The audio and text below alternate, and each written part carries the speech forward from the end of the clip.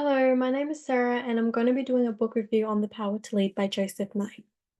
So, some topic importance. So within this book, Nye does focus on a lot of certain qualities and attributes, such as hard and soft power, leadership traits, as well as different forms of leadership that can make someone identify and become a great and effective leader, and how it can lead to long-term organizational success. However, Nye does also explain how leadership, as well as any organization, does have its challenges, and how one deals with it does speak a lot about the character. So Nye does cover a wide range of ideas, but the first idea that I do want to depict is the differences of soft and hard power and how leadership can be enhanced depending on which they use.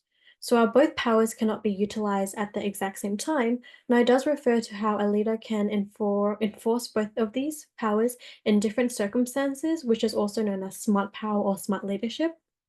So, since hard power is all about forces, threats, and consequences, this can include the power of firing and demoting. This enforces a sense of fear among their followers in an effort for them to cave in and listen to what the leader is saying. So, usually it's more of a negative approach. However, soft power is not just based off of manipulation, but it's more on attraction and charisma. So, by leaders offering an incentive towards their followers, this builds a sense of trust as well as reliability within their relationship for them to listen to what their leaders say and then alter their preferences. So, back then, I didn't think that both powers would be effective. I would think that when I think of hard power, it was more on the political side. So, what they do in their level of authority to get their point across to the nation. But hard power does involve the power of hiring, firing, and demoting, which I thought was pretty interesting. But in my opinion, soft power does provide a more sustainable focus on organizational success as well as employee well-being, especially within the educational system where we are dealing with a lot of children that are sensitive to what they're exposed to. Secondly, Nye explains that the weak ties become more effective compared to strong ties in a sense of opportunity. So, as weak ties are just acquaintances and strong ties are more close friends and family within a small inner circle, it does restrict an individual's ability to network and give them more opportunities to branch out and progress in their careers. So, for example, if I wanted to progress in the HR world and I'm only close and strong ties are people within the IT industry, this does limit my opportunities, as well as it can be super competitive, especially with how the labor market is and with people finding it really difficult to attain their jobs. So, by knowing weak ties, they are effective in the sense that there's different peoples within different industries that I can be introduced to and opening more doors on different skills and knowledges that they can provide. Lastly, there's usually an ambiguous meaning on what society characterizes and determines as a good or bad leader. So Nye does dive in to state that while an effective leader can be seen as good, it doesn't always equal that. So a really good example is Hitler. So while he was an effective leader in seizing his ability to get his followers to listen to him and do what he says, his intentions weren't the greatest, so this wouldn't have qualified him to become a good leader. So in a sense that imagine if he was to, instead of using hard power, use soft power, a lot of his followers probably wouldn't have understood and followed his directions because they had a sound mind and they're not subjected to fear. So the level of authority and how leaders utilize it does really speak a lot about the person and how society can view them as a leader. So, for example, working as an administrative assistant, I prefer someone who is transformative in the way they lead their employees. So, this is in relation to expressing appreciation, allowing for growth within the relationship, as well as be able to become open environment where we're able to learn from our relationships and understand that they have uphold realistic standards compared to unrealistic standards that are very hard to attain. This allows employees to become proactive, and since I'm the first point of contact for customers, being able to trust myself to make decisions leads to higher productivity and better job satisfaction. So, a critique that Nye does cover is that luck matters for success. So, I do think that, however, there's also a certain perspective that only holds a small probability of people who use luck to become a great leader.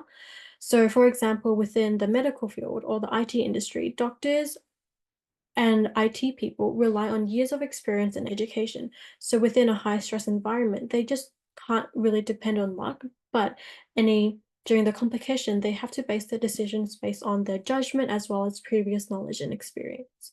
Similarly to interviews, candidates aim to make themselves more presentable and an ideal candidate for their employers. So in doing so, they need to research on the core values, goals, descriptions, etc. to prepare and ace the interview.